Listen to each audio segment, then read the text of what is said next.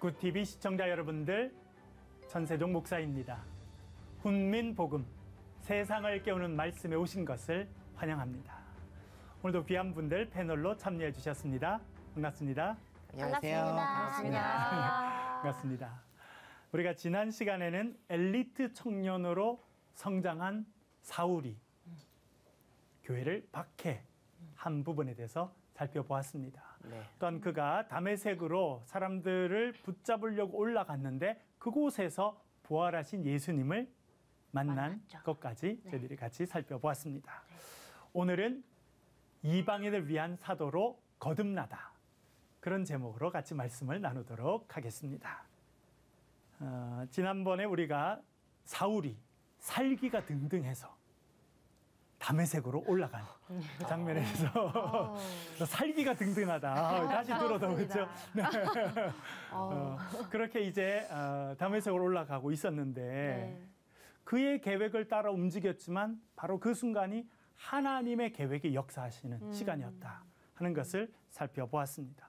그래서 그는 다메섹 도상에서 부활하신 예수 그리스도를 만나게 됩니다. 그의 인생이 완전히 변하게 되었습니다. 사도 바울은 이것을 이렇게 표현해 줍니다. 고린도 후서 5장 17절 말씀, 조원승님. 그런즉 누구든지 그리스도 안에 있으면 새로운 피조물이라. 이전 것은 지나갔으니 보라, 새 것이 되었도다. 아멘. 아멘.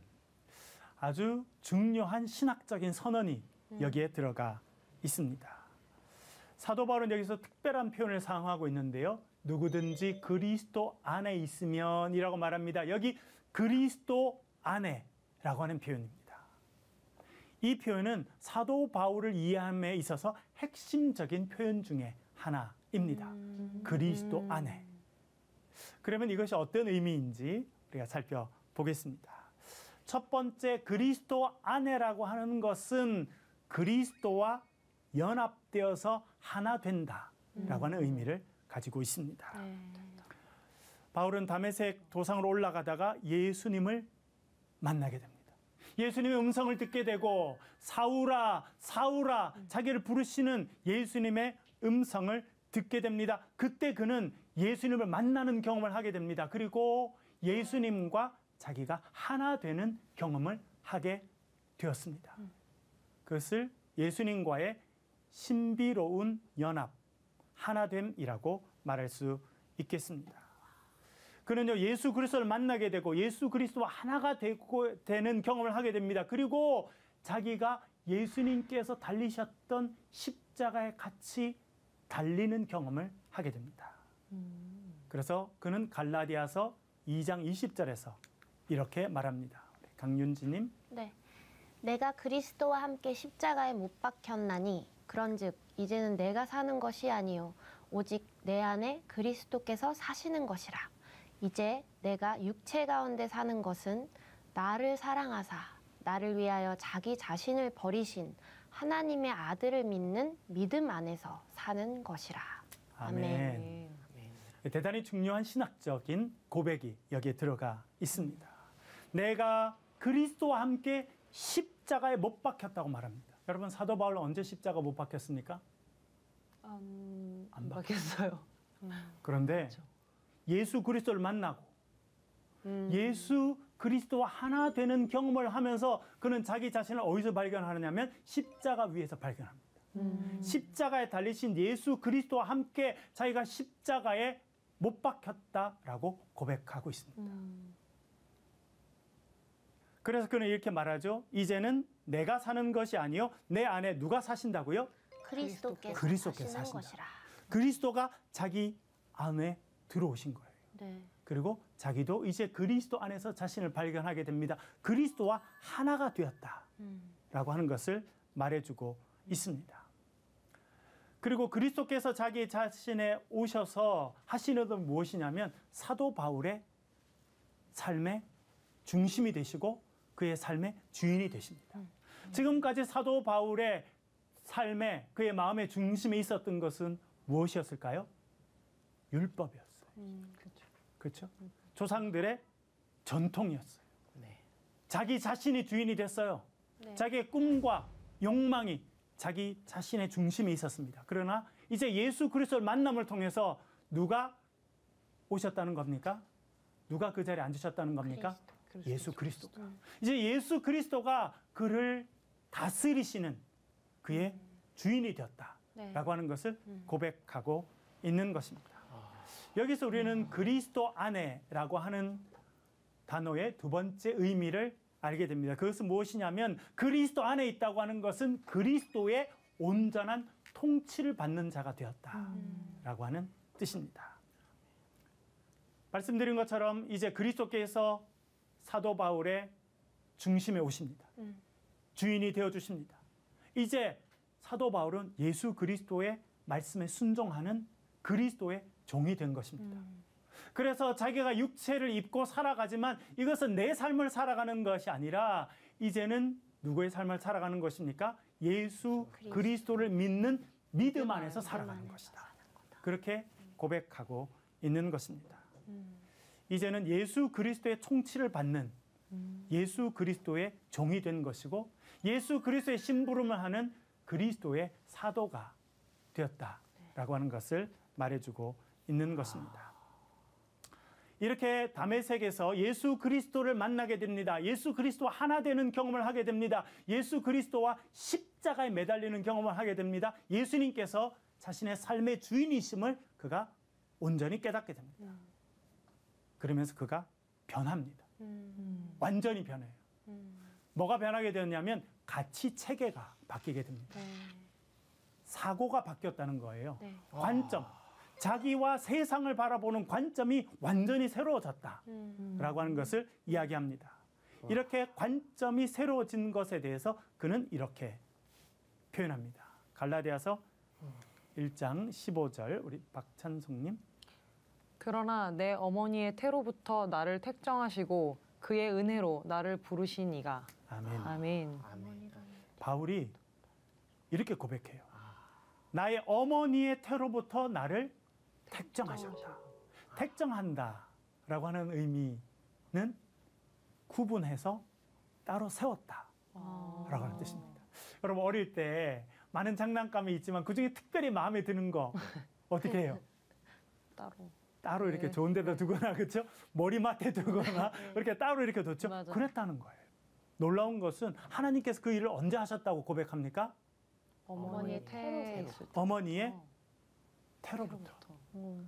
그는요 예수 그리스도를 만나고 난 다음에 완전히 사고 체계가 바뀌게 되고 관점이 바뀝니다. 그랬더니 자신의 삶을 완전히 새롭게 해석하게 된 것입니다.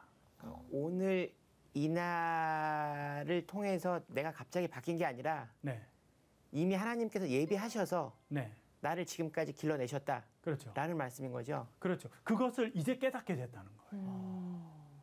그러니까 그때 있었던 것은 나는 그냥 일어난 일인 줄 알았는데 지금 예수 그리스도를 만나고 난 다음에 믿음의 관점으로 바라보니까 하나님의 특별한 섭리가 내 삶에 운행하고 작동하고 있었다는 것을 알게 된 거예요.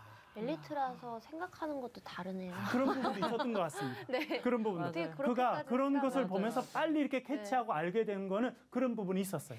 이미 여기서 바울은 내가 이제 복음을 전하게 되면 난 유대인들까지도 내가 다 아우를 수 있고 막 이런 생각들을 했을 수도 있다는 거예요. 그렇죠. 예. 지난번에도 말씀드렸습니다만 하나님께서는 그를 길리기아 다소에서 태어나서 또 로마 시민권을 갖게 하시고 헬라어도 네. 배우고 네. 로마 라틴어도 배우고 또 집에서는 아람어로 배우고 율법 교육도 받고 유대인. 이렇게 하는 많은 훈련을 하셨습니다. 언어도 4개나 할 수 있도록 이렇게 훈련하셨잖아요. 그것은 하나님께서 그를 어릴 때부터 계획 가운데 인도하셨다라고 하는 것을 그가 이제 깨닫게 된 거예요. 그때 깨닫게 된 건 뭐냐면 하나님이 심지어 내가 뱃속에 있을 때부터 하나님께서 나를 선택하시고 나를 지금까지 이끌어 오셨다는 걸 깨닫게 됐다. 이렇게 그러니까 이거는 바라보는 늦은 게 관점이 아니에요. 달라. 하나님의 때에 가장 적당한 때에 나를 부르신 거예요. 깨닫게 하고 알게 하신 거예요. 네. 너무 멋있다. 그리고 지난 시간에도 말씀드렸습니다만 그는 다메섹에 왜 올라갔습니까? 죽이려고요. 사람 잡아서 다 죽이려고. 네, 감옥에다 가두려고. 살기 든든하게 사람 잡아서 가려고 네, 그렇죠? 열정적으로 갔죠. 자기 네. 계획을 실천하려고. 네네네. 자기 원하는 일을 하려고 갔는데 알고 보니까 그 순간이 하나님의 계획이 역사하시는 시간이었다는 거예요. 이야, 정말. 내가 계획해서 올라간 줄 알았는데 결국 하나님께서 나를 다메섹으로 부르셨다는 것을 깨닫게 된 겁니다. 그것이 믿음의 관점이에요. 그것이 그가 예수 그리스도를 만나고 깨닫게 된 은혜의 관점이고 믿음의 관점이라 이야. 그렇게 말할 수 있겠습니다. 이렇게 생각이 다르구나. 맞아요. 예, 그래서요 우리가 믿음의 관점을 갖는 게 너무 중요해요. 그러면 우리의 삶을 다르게 해석하게 되고 우리는 완전히 다른 삶을 살아가게 됩니다. 제가 존경하는 분 중에 한 분이 영락교회를 세우셨던 한경직 목사님이신데요. 그분이 미국에서 유학하십니다. 아주 공부를 잘하셨어요. 석사 과정을 마치고 이제 박사 과정을 가기 위해서 준비를 하고 있었는데 병원에서 검사를 받았더니 폐결핵이라는 거예요. 그 당시는 미국에서도 결핵약이 개발되지 않았습니다. 그래서 미국 사람들도 폐결핵에 걸리면 그것은 사형 선고라고 생각했습니다. 치료 방법이 딴 것이 아무것도 없습니다. 그가 건조한 곳에 있는 병원으로 옮겨집니다. 6개월 동안 침대 위에 누워 있습니다. 죽음의 어두운 그림자가 그를 덮었습니다.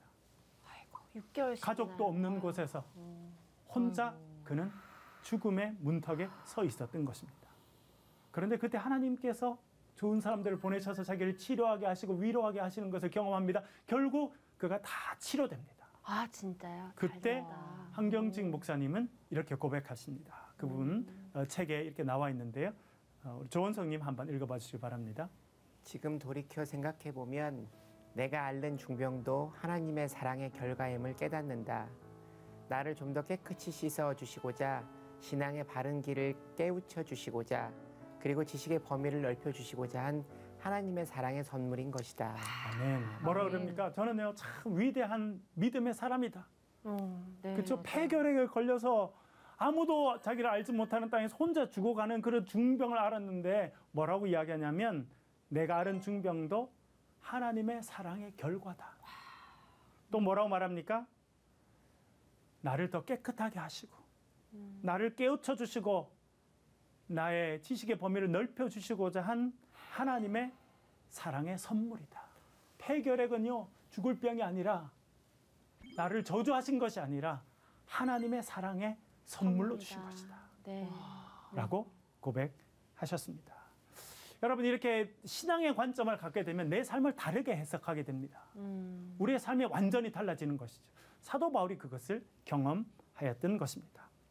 이 사도 바울의 고백은요 또 다른 중요한 의미를 가지고 있습니다. 그것은 무엇이냐면 이제 사도 바울이 구약에 쓰임받았던 위대한 선지자의 전통 가운데 서게 되었다라고 하는 의미를 가지고 있습니다. 우리 예레미야서를 한번 읽어보겠는데요. 예레미야 1장 5절 말씀 우리 강윤지님. 네. 내가 너를 모태에 짓기 전에 너를 알았고 내가 배에서 나오기 전에 너를 성별하였고 너를 여러 나라의 선지자로 세웠노라 하시기로. 아멘. 아멘. 잠시 예레미야 이야기로 가보겠습니다. 예레미야 구약에서 가장 유명한 선지자 중에 한 분입니다. 눈물의 선지자 이 예레미야를 하나님께서 부르실 때 이렇게 말씀하십니다. 내가 너를 모태에 짓기 전에 너를 알았고 엄마의 뱃속에서 생기기 전에 벌써 알고 있었다는 거예요. 네. 그렇죠? 그리고 뭐라 말씀하십니까? 배에서 나오기 전에 너를 성별했다. 너를 거룩하게 구별해서 따로 세웠다는 거예요. 엄마의 뱃속에 있을 때 먼저. 네. 그렇죠? 네. 이 고백은 누구 고백이랑 똑같아요? 바울의 고백이랑 똑같죠. 네.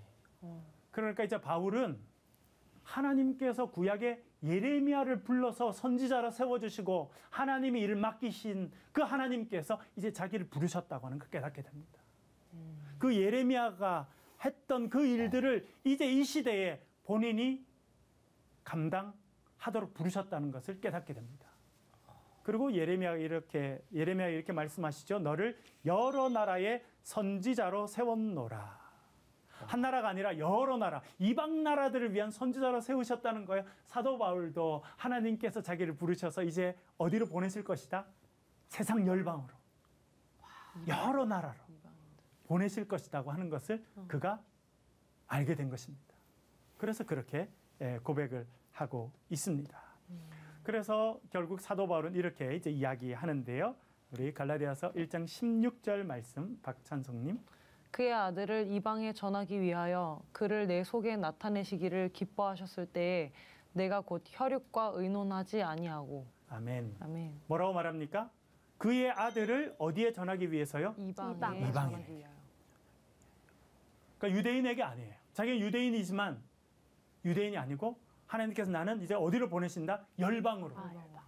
유대인이 아닌 사람들에게로 이방인들에게 보내신다는 겁니다. 가서 누구를 전하라고 하는 겁니까? 예수 그리스도. 예수 그리스도. 그의 아들이신 예수 그리스도를 전하도록 이방에 전하도록 나를 부르셨다라고 하는 것을 그가 알게 되었습니다. 그런데 조은선님께서 질문하셨습니다만 지난 시간에 그의 고민은 뭐냐면 내가 교회의 박해자였다는 거예요. 그렇죠? 과거를 본 사람들이 그렇죠. 있었을 거니까요. 내가 유대교에 있을 때 너무 열심히 지나쳐서 율법의 관점에 딱 가로막혀서 했던 일이 뭐냐면 교회를 박해하고 네. 스데반이 돌에 맞아 죽도록 하는 일을 계획하고 진행하고 그렇죠.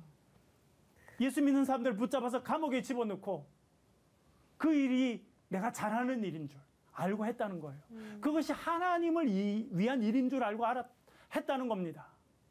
그런데 그것이 잘못됐다는 걸 깨달았어요. 네. 그리고 이제 하나님께서 나를 부르셔서 복음을 전하게 하시고 사도로 세워주셨다 하는 것을 깨닫게 됩니다. 그러면서 그는 이렇게 고백합니다. 고린도전서 15장 9절인데요. 조원성님. 나는 사도들 가운데서 가장 작은 사도입니다. 나는 사도라고 불릴 만한 자격도 없습니다. 그것은 내가 하나님의 교회를 박해하였기 때문입니다. 아멘. 아멘. 사도 바울은 자기를 뭐라고 합니까? 사도 중에 어떤 사도라고 말합니까? 가장 작은 사도라. 가장 작다는 거예요. 왜 그래요? 사람들을 그렇게 열심히 예수님을 섬기는 사람들 붙잡았죠. 우리 봤잖아요. 집집마다 돌아다니면서 다 수색해가지고 너무 붙잡아서 열정적이었죠. 네. 감옥에 집어넣고 네. 고통스럽게 만들고 교회를 뿌리채 뽑아서 없애버리겠다 생각하고 열심을 냈는데 하나님이 자기를 불러주셨습니다. 그래서 나는 자격이 없습니다. 자격이 없는 나를 하나님께서 불러주셨습니다라고 고백하고 있습니다. 여러분, 자격 없는 사람을 불러서 하나님의 일을 맡겨주신 것, 그것을 은혜라고 말합니다. 아멘. 그래서 그는 이렇게 고백합니다. 나의 나된 것은 하나님의 은혜다. 하나님의 은혜. 그렇죠. 하나님의 은혜 그렇게 이야기하는 거죠. 그렇죠? 네네. 그런 고백을 하게 됐습니다. 이 은혜를 깨달은 자는 이 은혜를 깨달았던 사도 바울은 어떻게 그 사명을 감당했을까요? 열심히. 그는 이렇게 고백하고 있습니다. 우리 강윤지님. 네. 내가 달려갈 길과 주 예수께 받은 사명, 곧 하나님의 은혜의 복음을 증언하는 일을 마치려 하면은 나의 생명조차 조금도 귀한 것으로 여기지 아니하노라. 아멘. 아멘. 사도행전에서 그가 이렇게 고백합니다. 나의 달려갈 길과 그 끝이 언제인지 모르지만 내가 허락하신 이 길을 달려갈 것이고 주 예수께 받은 사명, 그것이 하나님의 은혜의 복음을 전하는 일이죠. 그것을 감당함에 있어서는 나의 생명조차 귀하게 여기지 않는다. 저는 이것을 읽으면서 어떤 생각을 한지 아세요? 어떤 생각? 사도 바울은 참 행복했다. 어. 왜 그래요? 목숨을 바쳐서라도 감당할 수 있는 사명이 있는 사람이었다는 겁니다. 윤동주 시인도 그러잖아요. 괴로웠던 사나이 행복했던 예수 그리스도처럼. 십자가라고 하는 시에서 그가 말합니다. 예수님 괴로웠다는 거예요. 그러나 예수님은 행복했다는 거. 왜? 달려갈 길이 있고 사명이 있었기 때문에. 사도 바울을 저는 행복한 사람이었다 생각합니다. 물론 그는요, 고난이 많았어요.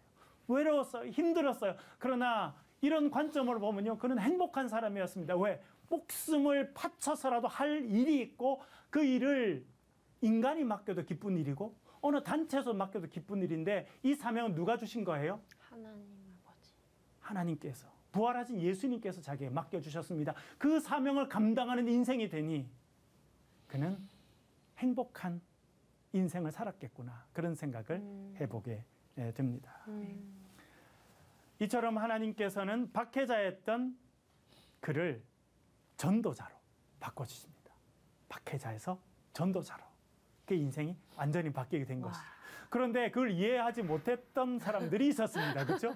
그는 너무나 감격하고 이러는데 옆 사람들은 저건 뭐야? 왜 저러지? 갑자기 아이가 달라졌어요. 그렇죠. 네, 갑자기 너무 달라지니까. 누구세요? 이렇게 왜 그래? 그렇죠. 그 사람 왜 저래?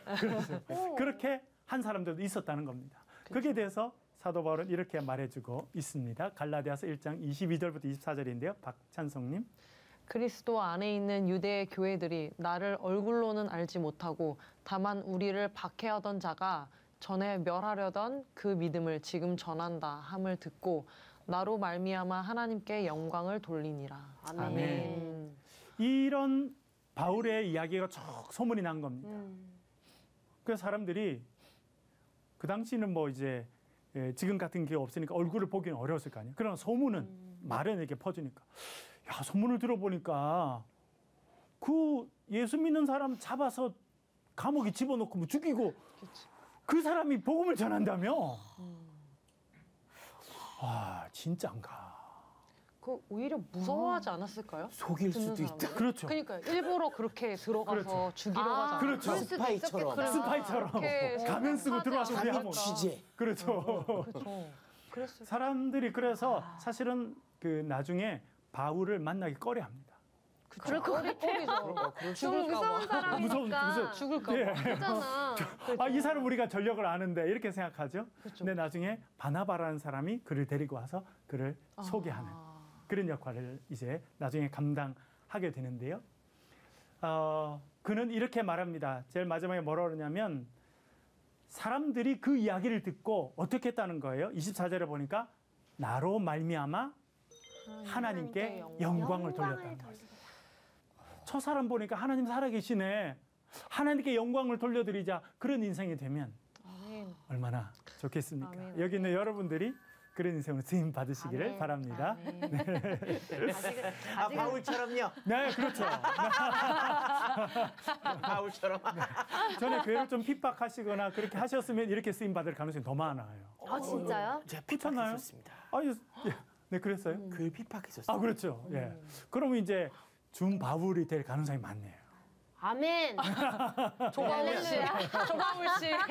왜냐면 이제 극장에서 우리가 개그맨들끼리 공연을 할 때 제가 이제 야, 일요일 날 우리가 일찍 모여서 연습도 좀 하고 그러자 이제 그 중에 친구들 중에 저는 교회를 다녀야 됩니다. 그러면 그럼 교회 가서 오지 마. 우리 그냥 계속 공연할 때. 교회 가서 오지 마. 이제. 너 아웃이야. 너 이거. 아웃이었지. 어. 어제 제가 그런 죄를 지었어요. 아, 예. 과거에. 박해 많이 하셨네. 너 교회가 중요해. 너 하나님이 중요해. 개그가 중요해. 둘 중에 하나 선택해. 그렇죠.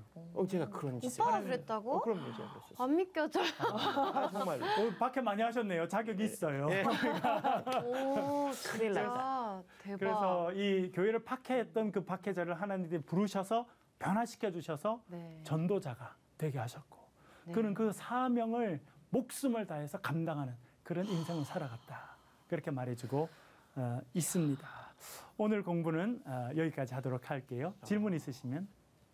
저는 오늘 말씀을 듣는 내내 이게 겉으로는 이렇게 막 웃고 있었지만 강하게 하나님이 저에게 탁 꽂히게 말씀하셨던 것 같은 게 그래서 중간에 약간 눈물이 좀 났어요. 살짝 이렇게 눈물이 살짝 맺혔었어요. 왜냐면 저에게 제가 좀 이렇게 사실 사역을 하고 지금 저는 이제 교회에서 중고등부 아이들을 맡아서 사역도 하고 찬양 사역도 하고 이제 복음을 전하러 다니지만 이게 일이 너무 많아지게 되면은 그게 너무 힘드니까 사실 불평도 하고 불만도 많고 나는 왜 이렇게 일이 많은 거야 막 그런 게 되게 많았었거든요. 근데 그 사도 바울의 그 고백을 듣고 그 말씀하신 대로 사도 바울은 참 행복했을 것 같다고. 왜냐하면 하나님을 향해 자기의 모든 것을 다 바쳐서 헌신할 수 있는 그런 사명이 있었기 때문에 행복하지 않았을까요? 라고 말씀하셨는데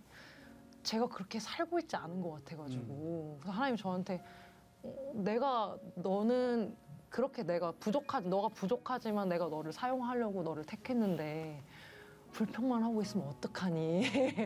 행복하게 나로 만족하며 이렇게 복음을 전하는 것 자체가 행복한 게 아니겠냐. 나와 함께하는 것 자체가 행복한 게 아니겠냐라는 그런 하나님의 강한 그 음성을 네. 이번 시간을 통해 들었던 것 같습니다. 네.